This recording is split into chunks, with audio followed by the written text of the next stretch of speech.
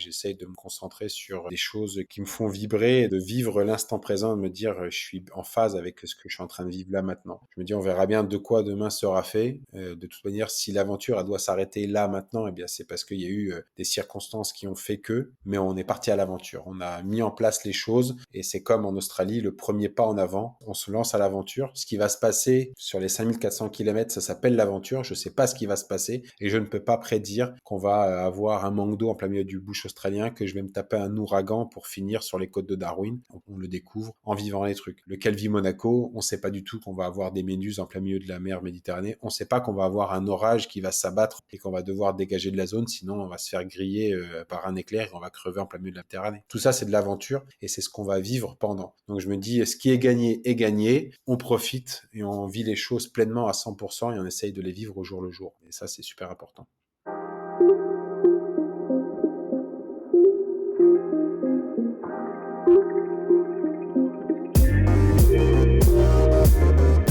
Bonjour et bienvenue, je suis Anne B et tu es sur Storylific, le podcast 100% outdoor. Je te propose de découvrir avec moi des aventuriers, sportifs de haut niveau et autres dévoreurs de vie qui vont te parler de leur parcours inspirant pour réveiller ton envie de vivre tes rêves. Car si eux l'ont fait, toi aussi tu peux le faire, surtout si tu leur piques leurs meilleures astuces.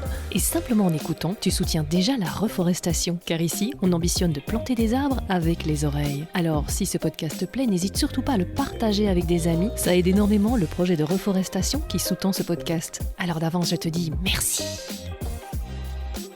Ce jour, nous poursuivons la conversation entamée la semaine passée avec l'aventurier Rémi Camus. Et après avoir découvert sa traversée de l'Australie où il a connu la soif, la vraie, déterminante pour son engagement actuel sur l'enjeu de l'eau, nous partons donc rejoindre la mer Méditerranée dans cet entretien où il nous raconte sa traversée à la nage en autonomie de Calvi en Corse à Monaco, une traversée de 180 km devenue 250. Ce détail devrait vous mettre la puce à l'oreille. Non, cette entreprise ne fut pas des plus simples. Message à tous les amoureux de l'outdoor et de l'aventure. Avant de plonger dans notre épisode, j'aimerais vous parler d'un partenaire fantastique qui rend tout cela possible, AS Adventure. Savez-vous que la préparation est la clé pour réussir une aventure ? AS Adventure est bien plus qu'un simple magasin d'équipement, c'est l'endroit où vous pouvez trouver une expertise solide pour vous aider à construire vos aventures.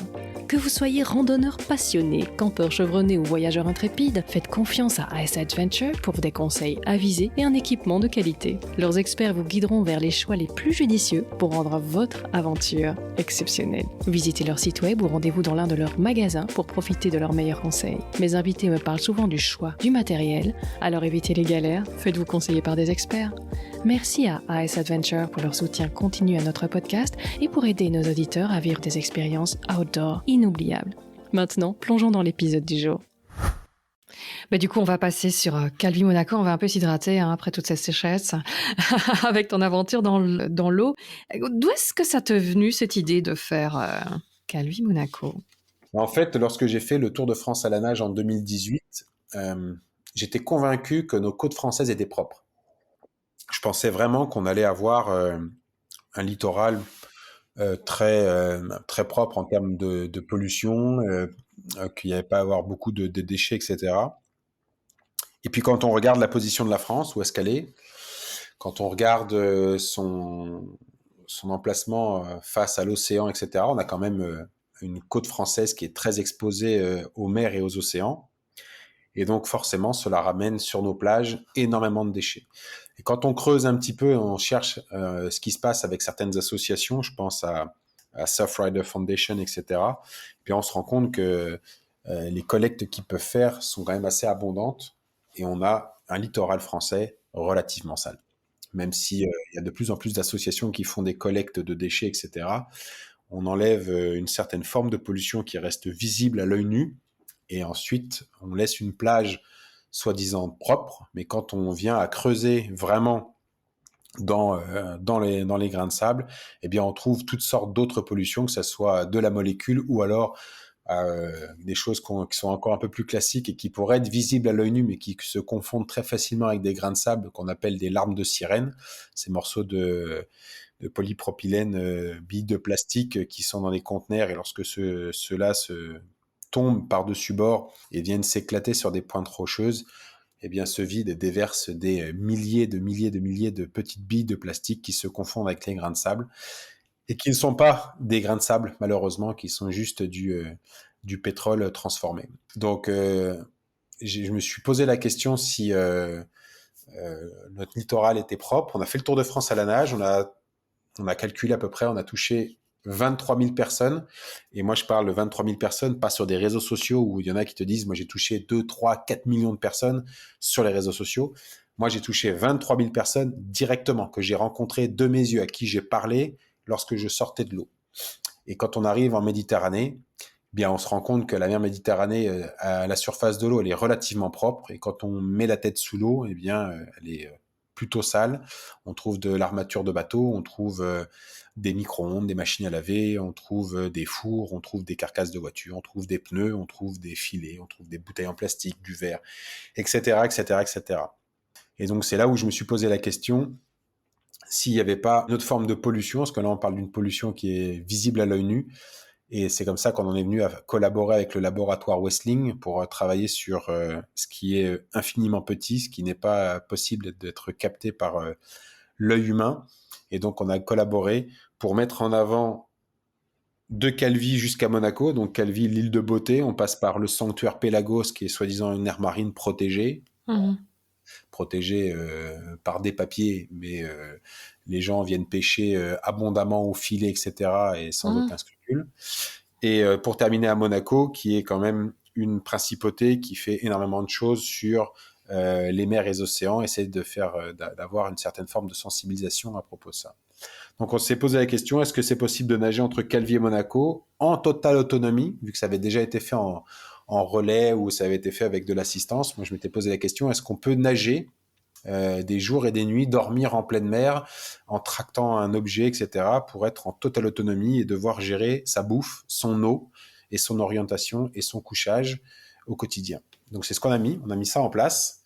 Ça m'a pris 13 jours pour traverser entre Calvi et la baie de Roquebrune. Et puis ensuite, une demi-journée pour rejoindre sur la plage du Larvoto parce qu'on avait des conditions qui étaient extrêmement violentes à la fin avec un vent qui venait du sud qui faisait des vagues de près de 4 mètres de creux. Donc on a préféré se mettre au mouillage dans la baie de Roquebrune pour ensuite finir la portion jusqu'à la plage du Larvoto.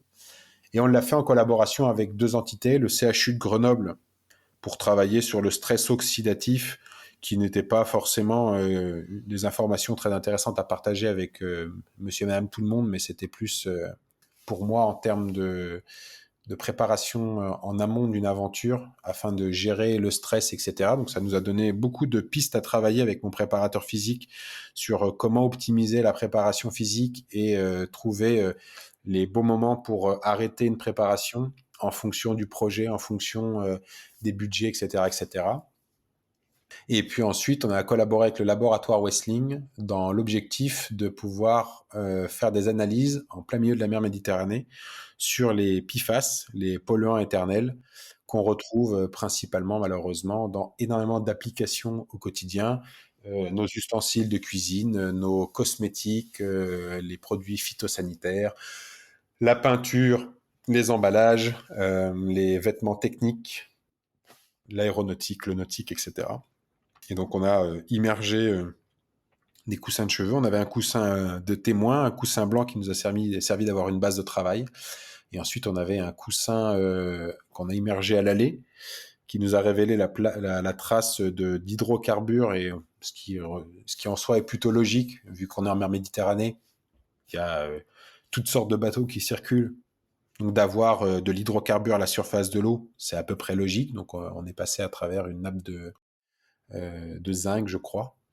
Et ensuite, retour, on a immergé les coussins de cheveux avec un protocole qui était strict du laboratoire. Donc vous avez bien entendu des coussins de cheveux parce que le cheveu a des propriétés filtrantes, hein. Ça sert de filtre, ouais. Filtrante, et surtout, au-delà du mot filtrant, c'est que le cheveu capte énormément d'informations. C'est une matière qui capte plein de choses et qui est très très intéressante.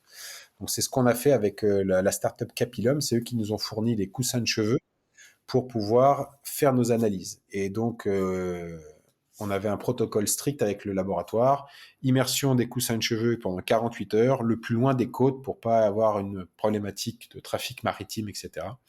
Et donc, on a balancé les coussins de cheveux et les analyses ont révélé la présence d'un PFAS. Donc, il existe des milliers de molécules de PFAS et on en a isolé un qui s'appelle le PFAS XA, qui est produit dans la vallée du Rhône, la vallée de la chimie. Et donc, avec des teneurs assez importantes, parce qu'on est 10 fois supérieur à la norme de toxicité dans un œuf qui est de 1,8 et on est 3 fois supérieur à celle des crustacés. Donc, ça reste après que des chiffres. Il faut faire très très attention à ce que l'on dit avec des chiffres et un comité scientifique pourrait s'amuser à démonter facilement tout ce qu'on a mis en place parce que ce sont que des chiffres et on leur fait dire ce qu'on veut. Mais ce qui est intéressant, c'est que on a sorti 18 microgrammes de PFAS XA par kilo de cheveux. Alors certes, le cheveu a cette particularité de facilement capter les informations, mais nous n'avons pas fait une expédition en ayant connaissance de cause que à cet endroit-là précis, il y avait des PFAS, en faisant des prélèvements d'eau un peu partout, et ensuite on a monté une expédition. On a juste traversé la Méditerranée, on a pris les coussins de cheveux, et suivant le protocole, à plus de 100 km des côtes, nous avons jeté les coussins de cheveux pendant 48 heures. C'est de la molécule, on ne la capte pas à l'œil nu, on a dit on verra bien ce que nous allons découvrir par la suite. Ce qui est intéressant, c'est qu'en jetant juste des coussins de cheveux comme ça dans l'eau, cela a capté, donc peut-être qu'on est passé à travers une nappe de PFAS, on n'en sait rien du tout, mais néanmoins, nous avons sorti 18 microgrammes de PFAS XA par kilo de cheveux, ce qui est relativement assez important quand on regarde ce qu'on arrive à capter dans des cheveux. Alors certes, ce n'est pas la quantité de PFAS qu'il y a en Méditerranée par litre d'eau en Méditerranée, sinon on est vraiment dans la merde. Mais c'est vraiment pour expliquer qu'il y a de la présence de PFAS en plein milieu de la mer Méditerranée et que ces PFAS-là, le PFAS XA, est un PFAS qui est produit, entre autres, il y a sûrement d'autres endroits, mais entre autres, dans la vallée du Rhône, la vallée de la chimie. Ok, ouais, c'est super intéressant. Un peu flippant, mais très très intéressant. Ça reste flippant, effectivement. Après, c'est ce que j'ai toujours dit, moi, lorsque je fais mes conférences, que ce soit sur la partie environnementale, etc. Je leur dis, moi, mon objectif, c'est pas de vous foutre les jetons. Moi, mon objectif, c'est juste de vous sensibiliser pour que vous ayez conscience de ce qui se passe, pour que vous soyez pas des consommateurs, mais de meilleurs consommateurs et d'avoir des connaissances, de dire il faut pas acheter ceci, il faut pas acheter cela parce qu'il y a telle ou telle chose, etc. Je sais juste que vous ayez des connaissances pour que vous puissiez faire attention aux choses. Je suis pas là en train de vous juger, vous faites bien ce que vous voulez, mais je suis là pour sensibiliser les gens et leur dire faites attention, voilà ce qu'on a trouvé, voilà ce qu'il y a. D'accord. Ben, on va parler du volet aventure maintenant et on va peut-être commencer ça avec la première question d'une de mes petites filles. Bonjour Rémi, comment as-tu fait pour dormir? Ah, ça c'est la deuxième. Je crois que c'est mieux de commencer par celle-ci. Bonjour Rémi, pourquoi tu as pris un si petit bateau? D'abord, on va commencer par son petit bateau et puis après, effectivement, le truc après de dormir sur ce petit bateau, c'est vrai que c'est intéressant aussi. Elle s'appelle comment la première fille qui a posé la question? La question ce petit bateau, c'est Valentine. Ok, alors Valentine, pourquoi est-ce que j'ai pris un si petit bateau? Eh bien parce qu'il fallait déjà fabriquer une embarcation. Donc il y avait deux choses. Il y avait le bateau d'assistance qui me servait uniquement de sécurité et il y avait la plateforme. Alors j'imagine que c'est la plateforme, voilà. Il y a la plateforme que je tractais derrière moi pour pouvoir me déplacer. Alors il reste toujours une vraie problématique, c'est que la plateforme n'avait pas de moteur. Enfin si, il y avait un moteur, mais ça s'appelait un moteur bipède, c'était mes deux jambes, et que la plateforme à vide faisait plus de 100 kilos. Donc il fallait réussir à trouver quelque chose qui soit suffisamment gros en taille pour que je puisse m'allonger dedans et être bien, mais pas non plus trop gros et trop lourd, parce que jusqu'à la preuve du contraire, celui qui nage est celui qui tracte en même temps. Donc il fallait trouver le compromis entre les deux. Donc c'est pour ça qu'on a fabriqué cette structure qui n'est pas motorisée, elle est uniquement posée sur l'eau et c'est moi qui la tracte. Donc c'était le compromis entre le volume, le poids et la place que ça prenait, parce fallait également la manœuvrer de temps en temps. Et avant de la mettre dans l'eau et de se retrouver en plein milieu de la mer Méditerranée à nager, où tu as de l'espace pour pouvoir faire des ronds, etc., où il n'y a personne pour t'embêter.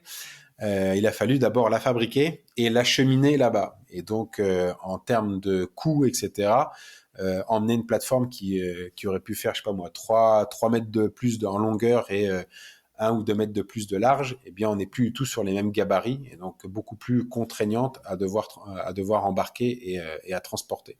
Mais je te rejoins là-dessus.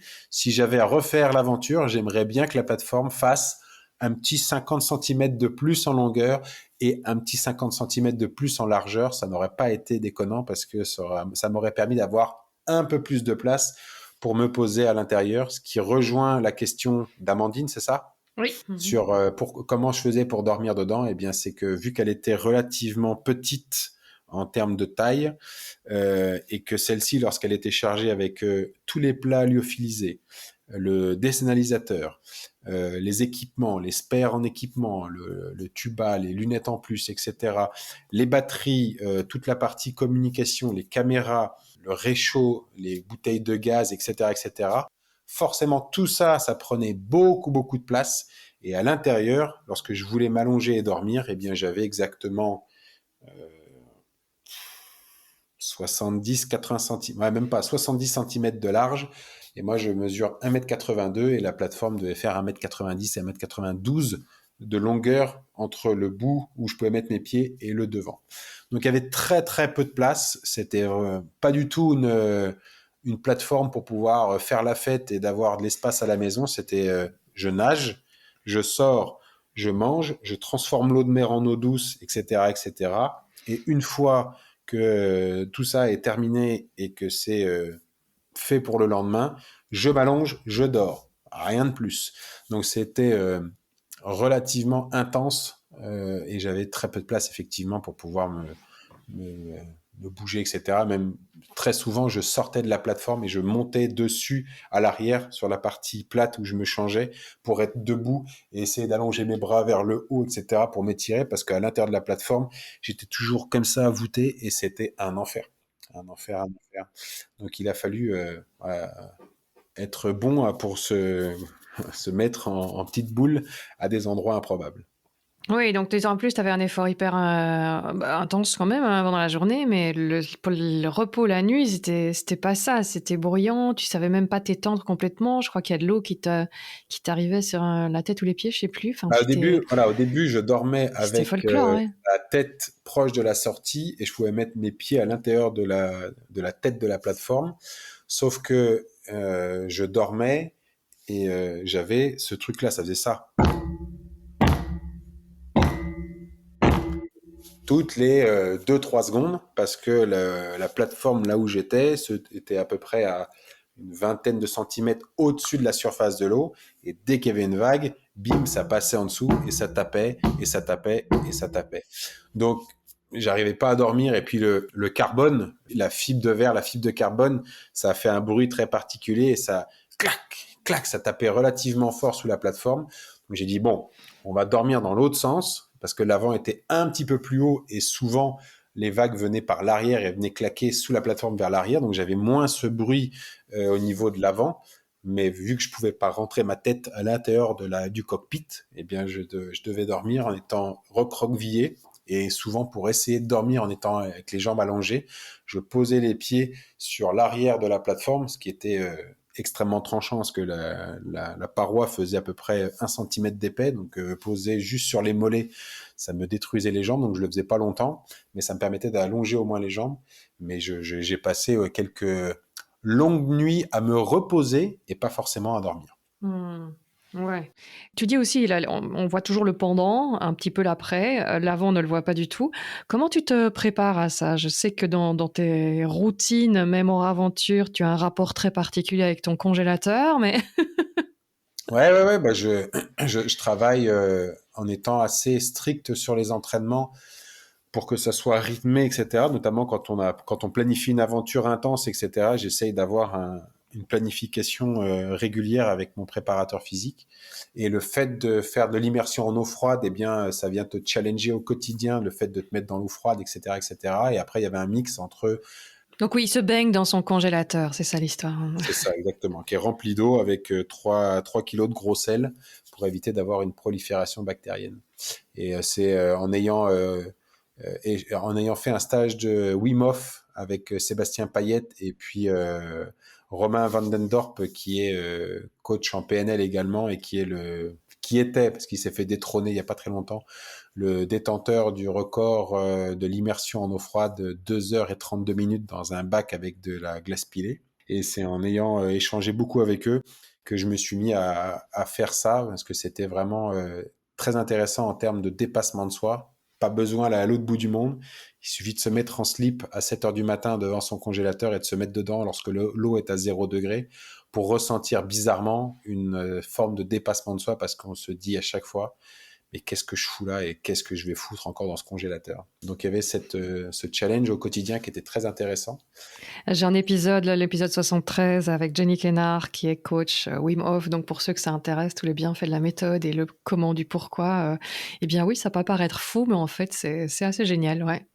Exactement. Et après, il y avait prise de masse, parce que l'objectif, c'était de prendre du poids avant de partir afin de le perdre pendant la nage, et des entraînements donc à la salle, et puis en rivière, en lac, à la mer, pour apprivoiser encore plus ce milieu, même si je le connaissais déjà pour avoir fait le Tour de France à la nage, donc je savais ce que j'allais vivre en termes de nage, mais je savais pas ce que j'allais vivre en termes d'autonomie sur l'eau. Et ça, c'était un sacré challenge. Ouais. Et comme cette prise de masse, ça m'avait flingué parce que moi aussi, je suis comme toi, j'ai beaucoup de mal à prendre du poids, métabolisme de nerveux, hein. Et donc, tu disais que enfin, c'est vraiment galère pour toi, même de prendre ne fût-ce que 4 kilos. C'est Et en ça. plus, tu as eu un report. Je me dis, ah non, ça doit être vraiment, vraiment dur à vivre Ah bah, quand tu... j'ai tout perdu, toute ma prise de masse, je l'ai perdue en 3 mois. J'ai eu ce report en septembre 2022, ce qui a été très dur à accepter en tant que tel fin août, et qui a été très intéressant ensuite, parce qu'en fait, de partir en juin, on a des conditions climatiques bien plus intéressantes. Le réchauffement climatique n'épargne pas les mers et les océans, même pas la mer Méditerranée, et on a effectivement des températures en août-septembre qui sont très très très chaudes en mer Méditerranée. En 2022, si je me souviens bien, il y avait eu canicule, canicule, canicule, et on avait des températures qui avoisinaient les 30 degrés à 500-600 mètres des côtes, ce qui est juste invraisemblable, et une température moyenne en mer Méditerranée qui avait augmenté, et ils avaient même retrouvé des espèces marines qui étaient arrivées en mer Méditerranée, qui normalement ne sont pas à cet endroit-là. Donc la température de l'eau avait vraiment, vraiment augmenté. Et on a eu, en août, il y a eu un ouragan catégorie 3 qui s'est abattu sur la mer Méditerranée, qui était arrivé sur les côtes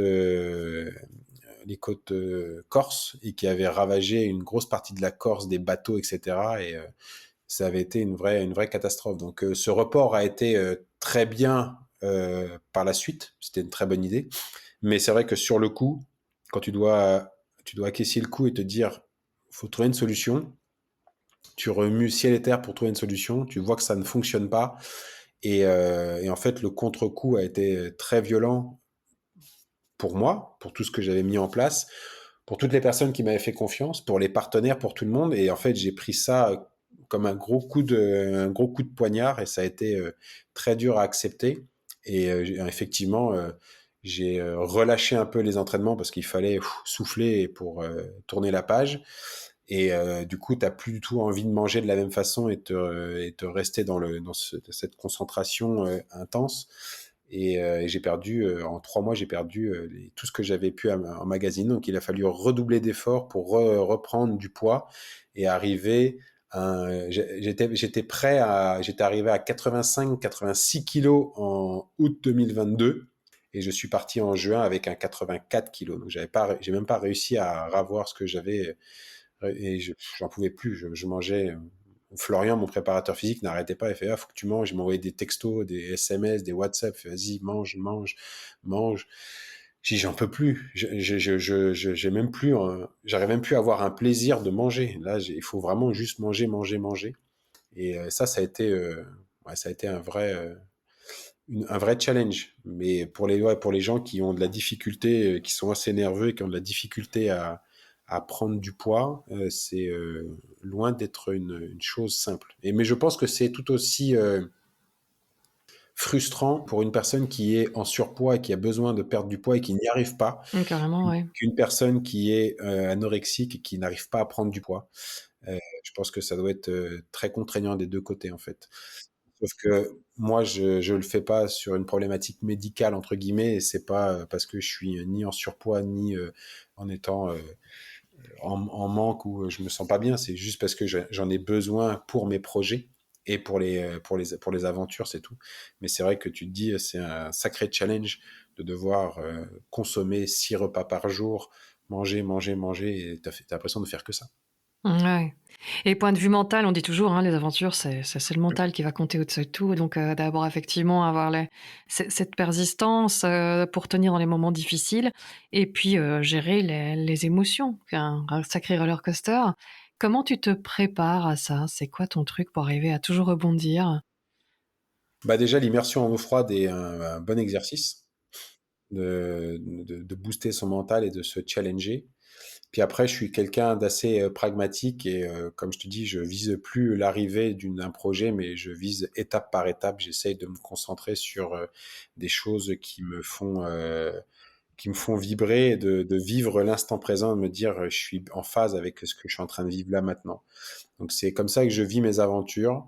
Je me dis on verra bien de quoi demain sera fait. De toute manière, si l'aventure elle doit s'arrêter là maintenant, eh bien c'est parce qu'il y a eu des circonstances qui ont fait que.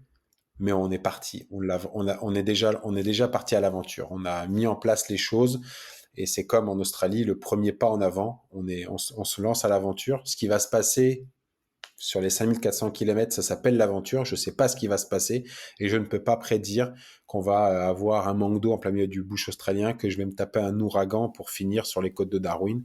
J'en sais strictement rien. Le Mékong, je savais pas du tout que j'allais me faire arrêter pour trafic de drogue, trafic d'armes et espionnage. Le Tour de France à la nage, je savais pas que j'allais avoir des problématiques avec certains mammifères marins, d'être stoppé à certains endroits, etc. J'en savais strictement rien. On peut pas savoir. Je savais pas que j'allais avoir des creux de 4 mètres à certains endroits, etc. On le découvre en vivant les trucs. Le Calvi Monaco, on ne sait pas du tout qu'on va avoir des méduses en plein milieu de la mer Méditerranée. On ne sait pas qu'on va avoir un orage qui va s'abattre en plein milieu de la mer Méditerranée et qu'on va devoir dégager de la zone, sinon on va se faire griller par un éclair et on va crever en plein milieu de la mer Méditerranée. Tout ça, c'est de l'aventure et c'est ce qu'on va vivre pendant. Donc je me dis, ce qui est gagné est gagné. On profite et on vit les choses pleinement à 100% et on essaye de les vivre au jour le jour. Et ça, c'est super important. Le problème avec les mammifères marins? Bon, je n'avais pas suivi ça. Ouais, sur Dont le on Tour de apprend. France à la nage, ouais, tu te fais embêter par les phoques, tu te fais piquer par des méduses, tu vois des raies qui sont assez impressionnantes, tu vois des dauphins qui sont très proches de toi. Enfin, tu as une faune et une flore, tu es en plein milieu de la mer qui vit ici et tu es sur leur territoire. Donc il faut apprendre à jouer avec ça. Tout comme marée montante et descendante, il faut savoir l'observer et la lire correctement parce que tu peux avoir effectivement des conditions qui peuvent être très favorables si tu sais lire la marée et utiliser la marée descendante pour avancer. Mais si tu as décidé de partir et de pas observer la marée, bah, tu vas prendre la marée montante et au lieu d'aller dans le bon sens, tu vas aller direction la Belgique. Donc c'est là où il faut faire attention et observer les choses. Et tout ça, même si tu le sais et que ça reste une aventure, eh bien, au quotidien, il faut penser à tout. Tu sais pas que tu vas devoir te mettre dans l'eau à 4 heures du matin et nager de nuit parce que la marée montante est à ce moment-là et que la marée descendante sera au mauvais moment. La marée descendante est au bon moment et la marée montante sera en plein milieu de la journée, donc pas propice. Donc il faut enquiller au maximum le matin et bah, faut être dans l'eau à 4 heures du matin. Et bah, ça, tu ne l'as pas imaginé comme ça. Alors on va reparler des courants d'ailleurs qui t'ont bien embêté ici, mais qu'est-ce que tu dis? Donc on est sur le territoire, les phoques t'ont embêté? Enfin, les dauphins, je suppose que non quand même? Enfin, je sais pas, qu'est-ce qui Les, s'est passé? les dauphins, sur le Tour de France à la nage, les dauphins sont venus très très près par curiosité, etc. Les phoques sont venus très proches, jusqu'à m'attraper une palme pour essayer de me l'arracher, etc.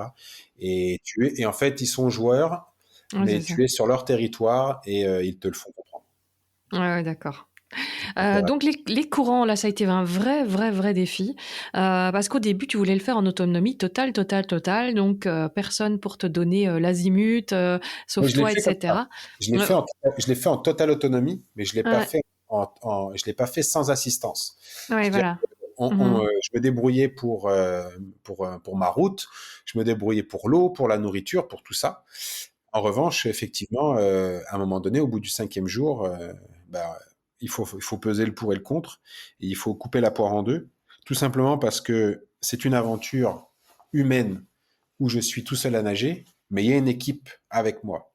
Et cette équipe, il faut en prendre soin et il faut l'écouter. Quand on est en plein milieu ou en train de faire, par exemple, le Tour de la France à la nage, avoir un renouvellement des bénévoles, je veux pas dire que c'est simple, mais c'est pas très compliqué en soi. L'autre, il dit, je peux rester 15 jours. Il trouve une gare, il monte dans un train, il rentre chez lui, il y a une autre personne qui arrive et on repart. Relativement simple. Sauf que quand tu es en plein milieu de la mer Méditerranée, il y en a un qui te dit, bon, moi j'en ai marre, je rentre. Bah là, mon pote, en fait, bah, faut nager. Hein, donc, on peut pas faire demi-tour parce que si tu décides d'arrêter, moi, je suis obligé de repartir avec vous parce que, en fait, si vous partez vous, vous êtes même pas sûr de me retrouver en plein milieu de la mer Méditerranée. Donc, il fallait vraiment réfléchir à tout ça.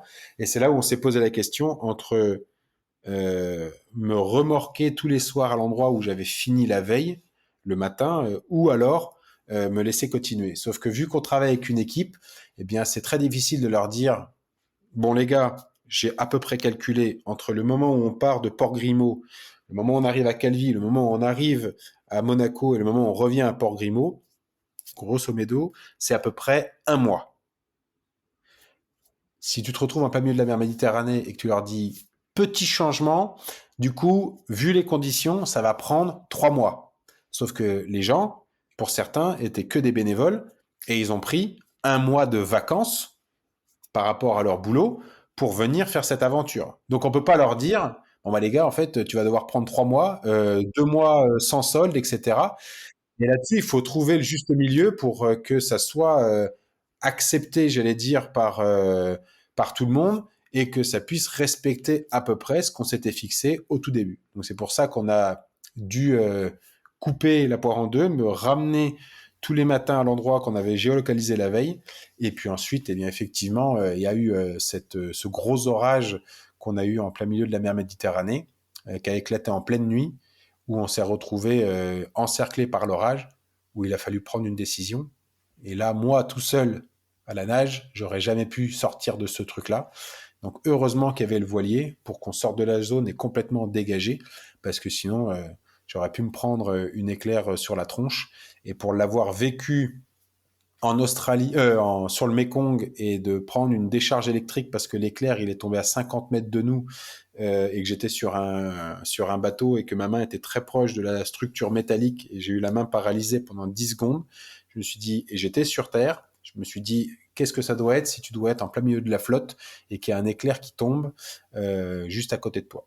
Donc, on a décidé de dégager de la zone. Donc, c'est pour ça que cette aventure a été en totale autonomie, mais elle n'a pas été complètement sans assistance parce qu'ils ont dû me remorquer tous les matins à l'endroit où j'avais fini la veille et puis éviter cet orage.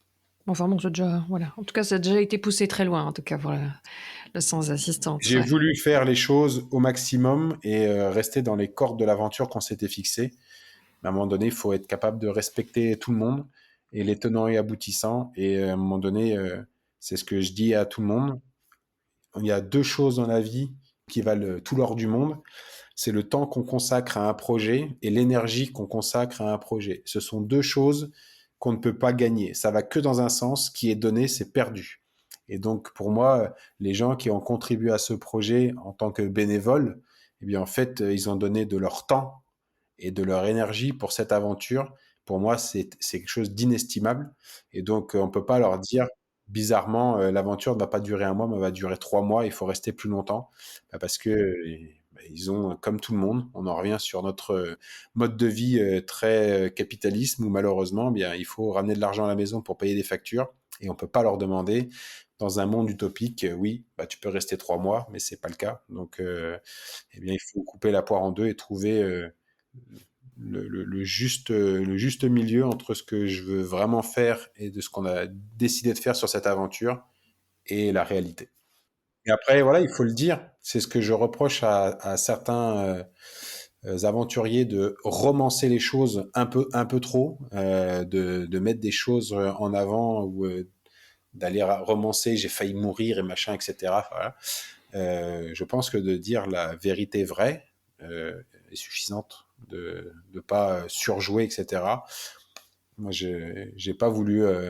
J'aurais très bien pu dire, on l'a fait en totale autonomie et sans assistance, et on aurait pu très bien enlever cette partie de l'orage, mais en fait, ça m'intéressait pas parce que je voulais que ça soit raconté tel qu'on l'avait vécu, quoi, les problématiques, les tenants et aboutissants, et que, bah, effectivement, ça n'avait pas été comme on l'a souhaité, mais on vous explique pourquoi. Mais c'est pas grave, ça fait partie de l'aventure.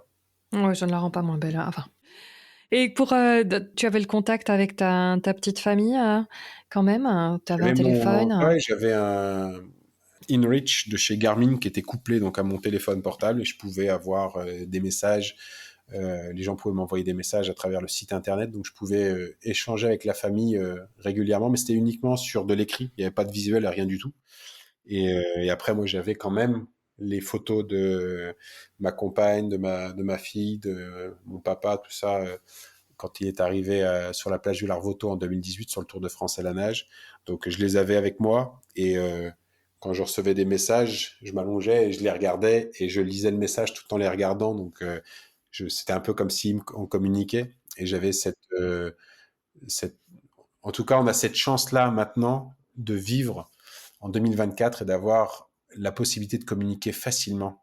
Et je le dis très souvent à mes stagiaires, sur les stages de survie, je leur dis, n'oubliez pas que partir à l'aventure, c'est un choix qui est personnel, certes, mais il est adoubé, il a été accepté par la famille proche qui reste à la maison. Et si vous faites le choix de partir à l'aventure, sachez qu'il y a des gens qui acceptent que vous partiez à l'aventure, donc respectez-les. On est en 2024, la communication n'a jamais été aussi simple qu'à l'heure actuelle, donc communiquez, donnez de l'information, rassurez-les. Et ça, c'est vraiment une expérience que j'ai vécue pour revenir à l'Australie avec ma maman, parce que c'était la personne à qui je devais donner un maximum d'informations, forcément. C'est toujours une maman, c'est toujours très inquiet. Et maintenant, pour être papa, je sais exactement, je vois à peu près, tu Oui, vois, hein. On l'a je veux dire, concapte, sinon avant. tu vois ce que je veux Ouais, dire. ouais, ouais. Et j'avais ordre de ma mère donc de partir avec un téléphone satellite pour communiquer avec elle. Et je lui ai dit, maman, je pourrais pas t'appeler. Tu sais que ça coûte très très cher le téléphone satellite. Elle m'a dit, t'inquiète, c'est moi qui va t'appeler. Et je t'appellerai tous les 3 jours à peu près. Et donc, tous les 3 jours, elle m'appelait. Et moi, j'avais peu d'informations à lui donner, à part lui dire que bah, je suis dans le désert, il fait chaud, il y a des animaux morts, etc., etc. Et 3 jours après, je répétais la même chose, etc. Elle pensait que j'avais pas progressé. Je dis, mais si, mais c'est très grand l'Australie, maman. Et en fait, il y avait ce manque d'informations de ma part qui était bloqué par le fait qu'on n'avait pas assez de temps pour communiquer comme un vrai téléphone qui coûte pas trop cher, etc. Et donc, l'être humain a malheureusement cette capacité débordante d'imagination et de créer les pires scénarios quand il se passe rien du tout, en fait. Et ça a été une erreur de ma part de ne pas lui avoir donné plus de détails sur ce qui se passe, etc., pour qu'elle puisse, dans sa petite tête, s'imaginer vraiment ce qu'il y avait en plein milieu du bush australien. Et donc, en ayant eu connaissance de cette problématique, parce que ma mère a eu une douleur au ventre sur toute la traversée en courant, etc., parce qu'elle se faisait un sang d'encre, elle avait la trouille pour moi, etc. Et encore une fois, c'était, je pense, lié par le fait que je donnais peu d'informations et que elle s'imaginait des trucs de ouf, alors que, certes, je vivais pas forcément des choses qui étaient comme Monsieur et Madame Tout le Monde au quotidien, mais ça allait en règle générale pour l'ensemble. Et je me suis dit ça, je veux pas que ça soit fait de la même façon, je veux pas que mes proches aient à revivre la même problématique. Donc sur le cas de Vie Monaco, j'ai beaucoup insisté sur la communication pour pouvoir donner l'information. Et donc je communiquais avec Laura, avec ma compagne, qui elle expliquait à notre fille ce qui se passait, etc. Eh bien pour qu'elle puisse avoir des images, etc. sur ce que j'étais en train de vivre au quotidien, quoi. Donc ça, c'était vraiment important. Tu étais aussi en contact média. J'ai beaucoup aimé quand tu racontais que le contact média, parfois on te demandait alors demain, la journée de demain. Non, non, attendez, je viens de terminer ma journée, on reste à aujourd'hui. Donc, toujours cette capacité que tu as maintenant à ne pas aller chercher trop loin, à juste vivre le jour, jour après jour. Et puis, tu as Bah, bien imposé un sûr, peu ça aux médias aussi. bien Et sûr. voilà, là, ce qui va se passer maintenant, bah, c'est que je vais manger, je vais retrouver mon équipe, on va échanger, je vais me reposer. Puis voilà, demain, on verra. Bah ouais, demain est un autre jour. Et en fait, les gens imaginent que c'était là, ça, c'était sur le Tour de France à la nage, tu vois. Mais les gens, pour eux, ils comprenaient que je venais de faire 12-13 heures de nage. J'avais fait mes 30 kilomètres de nage et que, bon, bah, voilà, c'est fini. Du coup, demain, c'est quoi la journée? Je fais, mais attendez, il est 18 heures là. On est au mois de fin juin, début juillet. Le soleil se couche très tard.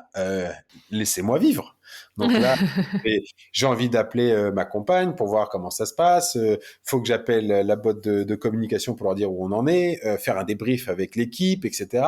Boire une bonne pinte de bière parce que j'ai soif, aller manger. Enfin, toi, il y avait tous ces trucs-là qui étaient pour moi super importants et qui faisaient partie de l'aventure. C'était Bien vraiment sûr. vivre une aventure humaine. Certes, j'étais tout seul à nager, mais on a passé des putains de bons moments avec l'équipe. Et moi, j'en reparle avec certains. Tu vois, j'ai ma pote Audrey qui est venue en Australie avec moi en 2019, que je vois de temps en temps. Et des fois, on rediscute du Tour de France à la nage. Elle me parle de moments que je me souviens pas du tout parce que moi, dans l'eau, j'avais pas eu tous les mêmes repères qu'elle, etc. Et elle me parle de moments, etc. Ou même des fois le soir où j'étais éclaté, où j'en pouvais plus, j'allais me coucher parce que j'en pouvais plus. Et elle en racontait en fait tout ce qui se passait autour, comme des fois, comme c'était galère pour trouver les emplacements, etc. Et on en rigole. Des fois, on en a les larmes aux yeux parce qu'on se souvient de ce qui s'est passé. Et c'était en 2018, donc il y a 6 ans. Et je suis persuadé, dans 10 ou 15 ans, si on a encore de ce monde, on en parlera encore avec Audrey et on rigolera de la même façon parce que c'était des moments forts avec plein de bénévoles, des trucs, des galères pas possibles. Et tu te dis, comment est-ce qu'on a réussi à faire ça avec une poignée d'une centaine de personnes, de nager pendant 3 mois et demi autour de la France. Et, et c'est pour ça que je dis, ne me gâchez pas en fait le plaisir de se dire, et demain, qu'est-ce qui se passe? Je fais, non mais laissez-moi vivre cette journée, cette fin de journée. Je vais m'allonger, je vais dormir, et quand j'aurai fermé les yeux, je veux profiter de ma nuit et de kiffer, de m'allonger dans ce sac de couchage et de ressentir le duvet qui vient épouser mon dos et tout ça, et d'être trop bien. Et quand j'ouvrirai les yeux demain matin, quand je mangerai, on fera un briefing avec l'équipe sur la journée, etc. Et là, on lancera la journée et on verra comment ça va se passer. Mais ne gâchez pas, en fait, le bonheur d'avoir fini aujourd'hui et d'être là, de rencontrer des gens qui sourient, qui sont en vacances, etc. Et de leur faire passer le message sur l'environnement, etc., etc. Et cetera. Et ça, c'était kiffant. Et c'est ce que je dis aux gens, vivez ce flow, vivez l'instant présent et vivez-le pleinement. Bah, tout à fait. Je vais te poser quelques dernières questions que je pose toujours à la fin du podcast.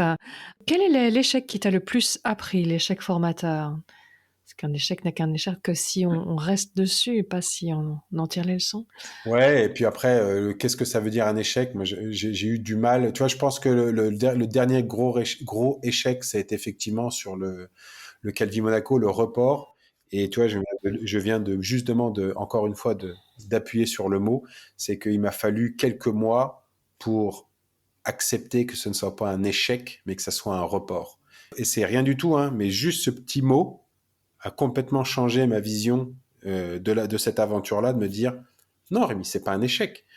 Tout le travail a été fait, tout a été là. C'est un concours de circonstances fait que malheureusement on n'a pas pu partir avec un problème avec le skipper, etc. On n'a pas pu partir. Eh bien, on va reporter l'aventure. C'est pas grave. Il n'y a pas eu de frais engagés, on n'a pas dû envoyer la plateforme à Calvi, etc. On n'a pas fait toutes ces démarches-là, donc on a juste mis en stand-by. Il faut juste relancer la machine à une autre date. Certes, il va falloir doubler d'efforts pour reprendre le poids, etc. et retravailler sur la préparation physique. Mais en soi, il n'y a pas eu de coûts financiers qui ont été, tu vois, qui ont été problématiques. Hmm. Donc ça a été pour moi un report, mais il a fallu quelques temps pour que j'accepte ce mot. Et il y en a plein qui me disaient ah, t'inquiète pas, c'est pas grave. Tu peux pas comprendre. Tu peux pas comprendre. Ça fait des mois et des mois et des mois. Ça fait 2 ans que je suis sur ce projet, que j'y pense, etc. La conception de la plateforme, comment faire, etc. Trouver les partenaires, trouver l'ingénieur qui allait développer cette plateforme, etc. Ça a pris un temps de ouf. tu peux pas comprendre le fait qu'on te coupe de l'herbe sous le pied à quelques jours du départ. Pour moi, c'était tu vois, un coup de couteau dans le dos et c'était super dur à accepter. Et pour Est-ce que moi, les partenaires resteront avec moi? Est-ce que... bah ouais, mais franchement, prendre ton téléphone, je me rappellerai toujours, on était en vacances en Ardèche, juste avant de partir, et j'étais tendu comme un string, hein. Je n'en pouvais plus. Laura, j'étais chiant. Elle m'a dit franchement, c'est les vacances les plus longues que j'ai faites avec toi. T'as été chiant. Je suis ben je sais, j'étais vraiment chiant. Elle m'a dit, je pourrais dire un autre mot qui commence par un C, mais je vais pas le dire, mais tu le mériterais, hein. Et en fait, j'en pouvais plus, je savais pas du tout quoi faire, etc. Elle m'a dit, écoute, tu poses ton téléphone, tu le mets en mode avion, tu le laisses ici. Tu prends tes baskets, ton short, ton t-shirt et tu te barres en courant là et va courir pendant 1 heure et demie, 2 heures. Tu reviens et tu pars tout seul avec tes pensées. Tu laisses, voilà. Forcément, tu vas penser qu'à ça, mais c'est pas grave. Quand tu reviendras, tu prendras cette décision. Soit on maintient, soit on repart. Dans tous les cas, sache que je serai là pour t'aider et je serai toujours fier de ce que tu fais. C'est pas grave, il n'y a pas un mort en soi, il n'y a rien du tout. Prends juste ce temps-là et va le faire. Je suis parti courir, je suis revenu, j'ai pris ma décision. Laura me dit, maintenant, rapidement, tu appelles Elodie, tu te dépêches de la contacter pour lui dire qu'il y a un report pour qu'elle arrête d'envoyer des communiqués de presse partout, première chose. Et ensuite, tu appelles tes partenaires un par un pour leur dire pourquoi est-ce que tu dois ajourner. Et je crois que ça a été vraiment dur de prendre le téléphone et de me dire, est-ce que ils vont accepter le fait qu'ils aient mis de l'argent, ils aient mis, etc., et que l'aventure soit reportée. Et il a fallu, tu vois, juste souffler. Et en fait, les gens sont juste humains. Et j'ai pas eu une seule personne qui m'a dit ah, t'es vraiment chiant, ah bah non, il est hors de question. Tout le monde m'a dit mais Rémi, mais très bien, mais à jour, mais bien sûr, on fait un report. Ça sert à rien de tenter le diable et d'aller crever en plein milieu de la mer Méditerranée. Nous, ce qu'on veut, c'est que l'aventure elle se fasse, qu'on puisse communiquer, faire un beau message et qu'on parle de préservation de l'environnement. Et voilà. Donc, on reporte. Et ça a été un soulagement de me dire, bah, ça fait du bien, tu vois, que les partenaires et que les amis, tout le monde te disent, c'est pas grave. Ouais, ta compagne a vraiment... C'est une bonne coach, hein, que t'as à domicile, là. Ouais, je sais pas, c'est une bonne coach, mais je l'ai toujours dit. Il est important d'avoir une femme à côté de soi. Et à chaque fois quand j'ai une décision à prendre, je dis bon, on va faire ça. Et après, j'ai 2 petites secondes. Je fais Laura, t'en penses quoi? Et si elle me dit ah non, je pense pas. Je fais donnez-moi 2 secondes. Faut que je réfléchisse. Et je préfère. Je sais qu'elle a raison. Je sais pas pourquoi. J'ai toujours dit que les femmes, elles avaient une intuition que nous n'avons pas les mecs. Et donc, à chaque fois que j'ai un truc important, n'importe quoi, je dis, t'en penses quoi? Et voilà. Donc, je l'écoute à chaque fois maintenant. On la salue. Et le succès dont tu es le plus fier? Je sais pas, d'être papa. Ah, top. Ouais, je pense que d'être papa, c'est quelque chose qui me plaît bien parce que c'est toujours quelque chose que j'ai toujours eu envie. Sauf que bah, c'est compliqué de concilier la passion, l'aventure, etc., etc. Donc je voulais vivre plein de choses avant de me dire je serai papa. Je pense avoir vécu plus de choses qu'une grosse partie de la population sur ma vie d'avant papa. Donc j'ai eu cette chance-là. Et je suis très fier, tu vois, que Alba soit parmi nous maintenant, parce que ce que j'essaye de véhiculer au quotidien, c'est du partage avec plein de gens, etc., dans les écoles, en conférences et ainsi de suite. Mais tu vois, ou même avec le podcast, là. Mais avec ma fille, c'est différent. C'est un partage qui est plus intense et plus authentique, et je parle à ce moment-là de transmission, de connaissances, de valeurs, etc. Et je me dis, je donne tout pour que, en tout cas pour lui partager un maximum de choses, lui transmettre tout ce que je connais, mes connaissances et mes valeurs, etc. Pour faire d'elle non pas une enfant modèle, mais une adulte qui sera, j'espère, avec des valeurs fortes, de respect, d'authenticité, enfin des choses qui moi, me parlent beaucoup. Et puis, tu vois, pour me raccrocher des fois un peu au réchauffement climatique, eh bien, des fois, je me raccroche en fait au regard de ma gamine et je me dis, j'aurais fait ma part du travail et que je ne sais pas du tout dans quoi on s'embarque. Je ne sais pas si l'avenir sera plus prometteur ou pas, ou voilà, peu importe. Mais quand je serai devant le tribunal populaire qui sera les yeux de ma fille quand elle sera plus grande, et que si ça a empiré, eh bien, j'aurais pas à rougir et je pourrais lui dire j'ai fait tout ça, moi, tout ça. Et j'aurais donné beaucoup pour essayer de faire changer les choses. Et donc, à ses yeux, eh bien, j'aurais pas, voilà, je serais pas jugé. Et pour moi, c'est extrêmement important. Donc, je pense Mm. que c'est l'aventure pour laquelle je suis le plus fier. Ouais. Puis, et puis bizarrement, tu vois, on a fabriqué une fille et en fait, c'est un petit bulldozer, c'est un vrai bourrin et elle me fait bien marrer au quotidien parce que c'est un, des fois, je la compare un petit peu, tu sais, à ce cartoon, Le Diable de Tasmanie, euh, Mhm. qui parle. Et ben voilà, des fois, elle est un peu comme ça. Et je la compare au Diable de Tasmanie parce que quand elle passe, elle retourne tout sur son passage. Et donc, ça me fait bien marrer, quoi. Et papa, je sais pas si tu m'écoutes, mais je sais que tu dois bien te foutre de ma gueule très souvent, parce que quand j'étais petit, j'étais quelqu'un de très, très, très, très, très turbulent.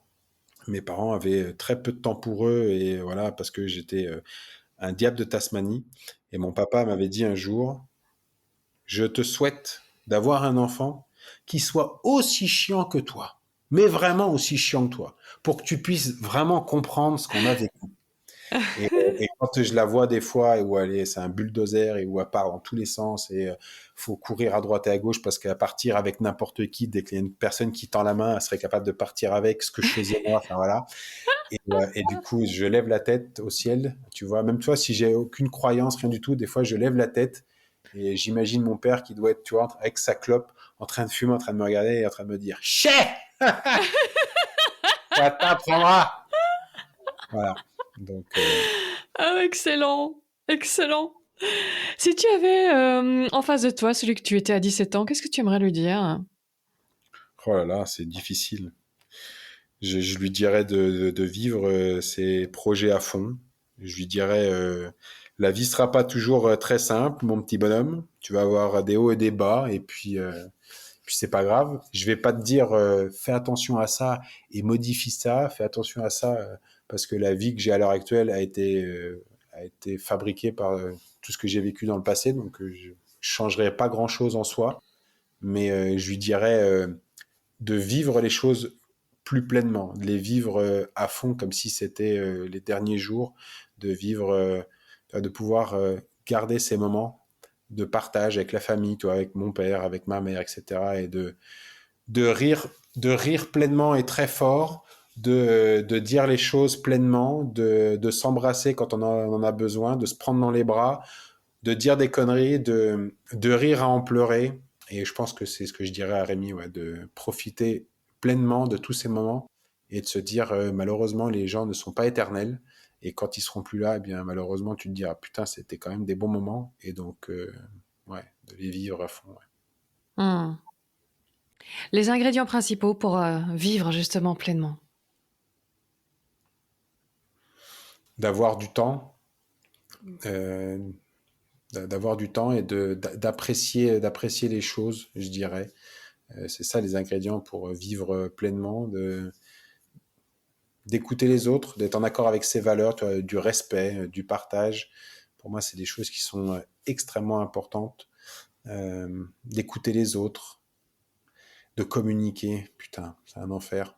On, sait pas, on a des canaux de communication de malades à l'heure actuelle qui sont biaisés, qui ne sont pas des vrais canaux de communication, qui ne sont pas des vraies formes de communication et d'apprendre à communiquer différemment et d'apprendre la communication de l'autre.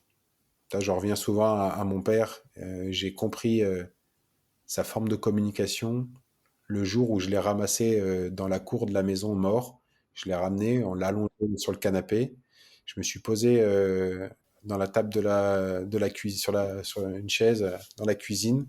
J'attendais mes oncles et tout ça qui débarquent. Et j'étais tout seul. Et en fait, je me posais 15 000 questions, comment c'était arrivé. Et c'est là où, en fait, j'ai compris plein de choses. De me dire, en fait, j'ai compris ta forme de communication, une communication de présence et pas une communication de mots. Et donc, il faut, je pense, apprendre à communiquer les uns vers les autres et qu'on est tous différents, générations différentes, etc. Mais qu'il faut qu'on apprenne à communiquer et à se respecter plus. Et je pense que ça, c'est un ingrédient qui est extrêmement important. Et puis, de pouvoir se ressourcer encore plus et d'être plus proche de la nature et d'être plus proche de ses racines, d'aller se perdre dans la forêt, tu vois, seul, d'aller se parler, etc. Ça fait du bien, ça fait un bien fou. Ça permet de remettre quelques pendules à l'heure. Et ça, moi, en tout cas, ça me fait du bien. J'adore aussi. J'ai un problème, je vais me balader en forêt, ça va tout de suite mieux. Exactement, c'est exactement ça. Si quelqu'un te dit, oh Rémi, j'aimerais tellement moi aussi réaliser mes rêves, tu lui dirais quoi? Bah, je lui dirais exactement comme j'ai pu dire à énormément de personnes, bah vas-y, ose, fais. Il y en a plein qui me disent, bah, je sais pas faire. Mais tout comme moi, je ne savais pas faire non plus. Je me suis posé un jour et puis j'ai commencé à imaginer un projet comme ça, mais j'ai osé les choses, oser se prendre des portes dans la tronche, oser accepter un non, oser d'aller rencontrer telle ou telle personne. De toute manière, je pars du principe où la personne en face, elle va pas te manger. Au pire, elle va te dire non, voilà. Et comme disent beaucoup de personnes dans la vie, c'est soit on gagne, soit on apprend. Donc en soi, il n'y a y a pas de mal à avoir un non tant qu'on a assimilé le pourquoi, comme tu disais tout à l'heure, de l'échec. Si on comprend sa notion, etc., bah, ça devient plus un échec. On a une certaine forme d'apprentissage. Et c'est exactement ça. D'oser les choses, avoir un peu d'audace. Et après, ça roule. Exact. Il y a une citation qui t'inspire? Bah, c'est ce que je dis assez souvent, oser, c'est gagner. Et c'est vraiment le cas, en tout cas en termes d'engagement. Et puis ensuite, sur quelque chose qu'a repris un jeune qui s'appelle Inès, mais qui s'appelle Inoxtag sur les réseaux, où il disait à chacun son Everest, eh bien, c'est exactement ce que je dis depuis des années à plein de personnes.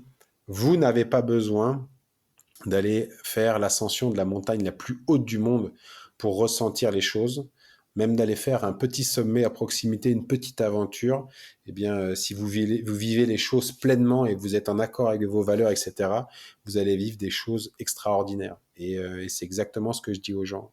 Vivez les choses à votre échelle, à chacun votre Everest. Exact. Ton actualité du moment, tes projets futurs, il y a des choses que tu as envie de nous partager? Là, je serai dans un festival en Belgique Eh mais oui. dans peu de temps, donc ça c'est cool pour présenter le Calvi Monaco et d'échanger avec les gens. Donc ça c'est génial. Beaucoup de conférences, donc ça c'est cool, et que je donne régulièrement en entreprise, dans les écoles, donc ça c'est vraiment sympa. Mhm. Et puis on est en train de travailler sur une aventure, la suite du Calvi Monaco, parce que les analyses qu'on a faites avec ces PFAS XA provenaient principalement de la vallée du Rhône. Donc on est en train de mettre en place un projet sur la vallée du Rhône pour essayer de faire de la cartographie de PFAS et encore une fois, exactement comme sur le Calvi Monaco, montrer la beauté des choses tout en montrant la fragilité de l'environnement dans lequel on est en train d'évoluer. Mais là, c'est un peu la même chose. On veut montrer la beauté du Rhône et de tout ce qu'il y a sur la partie viticole, l'agriculture, toute l'industrie, etc., de la source, de la partie glaciaire jusqu'à son embouchure, mais également montrer la fragilité du Rhône et toute cette problématique de pollution et de polluants éternels. Ouais, c'est vrai, je t'ai pas encore demandé une carte postale de ton émerveillement du Calvi Monaco. Si tu devais nous décrire une image, si je te parle de ce qui t'a émerveillé, une des premières images qui te viennent à l'esprit. Alors, c'est pas un émerveillement, c'était juste j'étais juste sur le cul, je m'attendais pas à ça. On est en plein milieu de la mer Méditerranée, c'est-à-dire qu'on est à plus de 100 km des côtes. Et c'est pour ça que la mer Méditerranée est une mer imprévisible, parce que on a eu vraiment les deux extrêmes. À 3 heures du matin, on a eu un orage monstrueux qui a éclaté et on a dû dégager de la zone.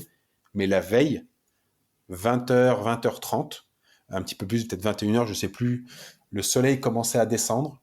Il était en train de raser tout doucement de plus en plus la surface de l'eau. Et il n'y avait pas une seule vaguelette à la surface de l'eau. Mais quand je dis pas une vaguelette, c'est même pas une ride, rien. L'eau était plate, elle faisait juste un truc très doux, enfin, vraiment un truc très agréable. Et moi, je suis assis au bord de l'eau et je regarde ça et je me lève, je fais le tour de ma plateforme, je regarde à droite et à gauche.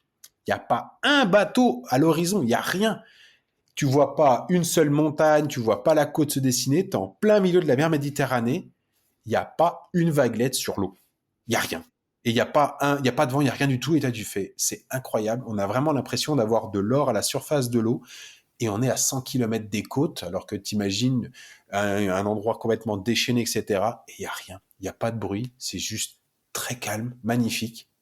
5-6 heures plus tard, c'est le bordel.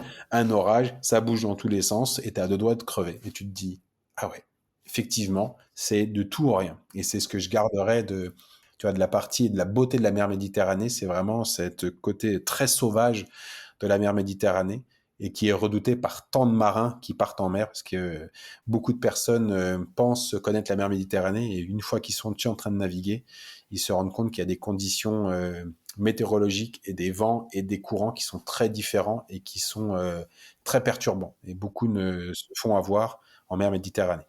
Ouais. Bah, tu vois, je ne savais pas non plus. J'aurais cru aussi que c'était une mer un peu plus simple à naviguer. Ah ben voilà, j'ai encore appris quelque chose. Super dangereuse. Où est-ce qu'on peut te retrouver, te suivre, pour ceux qui ont envie de continuer à suivre tes aventures? Sur les réseaux, effectivement, donc Insta, Facebook, LinkedIn, etc. Je suis de plus en plus actif sur YouTube, donc s'il y en a qui veulent aller voir, il y a pas mal de vidéos, de documentaires sur YouTube. On va relancer prochainement une série sur la survie, et puis on a un autre format qui arrive. On a notre premier tournage mi-novembre avec alors c'est pas du podcast en directement, mais c'est un podcast immersif mais en vidéo, donc quelque chose de très très immersif avec des personnes inspirantes. Donc on va mettre ça en place. On a notre premier invité qui est Noam Yaron, qui a tenté de faire la traversée entre Calvi et Monaco à la nage au mois d'août là, et qui n'a pas réussi à la terminer, que je vais probablement accompagner en mois de juin l'année prochaine pour retenter cette aventure et lui donner toutes les petits tips et pour pouvoir qu'il soit optimal et réussir à faire cette traversée. Donc ça sera notre premier invité, et l'objectif c'est d'embarquer les gens, et quand les gens regarderont la vidéo sur YouTube, eh bien ils auront l'impression d'être la caméra centrale et d'être avec nous autour du bras zéro. Donc, ah ouais, génial. Ah ouais, top.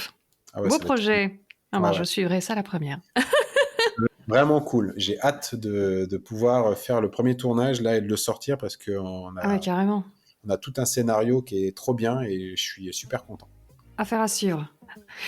Eh bien, merci beaucoup, et alors à bientôt à des visus à Bruxelles alors. Trop Exactement. bien. Trop bien, ça me fait vraiment plaisir. Merci infiniment Anne-Bé pour ce temps, cet échange qui était très riche et très intéressant. Si cette aventure vous a parlé, vous pouvez venir la découvrir en images sur les écrans du festival Into the Blue le samedi 23 novembre à Bruxelles, en présence de Rémi Camus, à qui je me réjouis de serrer la pince, du moins s'il la serre moins fort que Mike Horn, sinon je me réjouis déjà beaucoup moins. Je vous retrouve dans 15 jours pour vous faire découvrir cette fois le parrain du Salon de la Plongée 2026 à Paris, où je serai également. Il s'agit du photographe sous-marin, évidemment, Greg Lecoeur de Nice, comme Brice, oui, qui a 32 ans, a tout plaqué pour parcourir le monde et ses océans et en ramener des clichés juste exceptionnels et de bien belles histoires. Comme toujours, je termine en te demandant de faire un petit geste tout simple qui fait un monde de différence pour le projet. Storyfix soutient la reforestation en redistribuant 50% de ses bénéfices. Donc, si l'épisode t'a plu, partage-le sur tes réseaux, abonne-toi, parle-en à un ami, car plus il y a d'oreilles, plus on plante. Merci à toi pour ton écoute et à Ice Adventure pour le soutien apporté à cet épisode. À bientôt. Tac. L'enregistrement. Ouais, c'est bon, impec. Ça fait longtemps, j'avais vu passer l'histoire Calvi Monaco à l'époque quand tu le faisais. J'ai trop envie, mais j'avais vraiment pas le temps de caler ça. J'avais ma saison d'hiver full. Donc quand on m'a dit tiens, il passe au festival, ça t'intéresserait, peut-être que tu connais, il y a un mec qui s'appelle Rémi Camus. Je dis bah oui, je connais. Il est sur la liste, donc trop bien.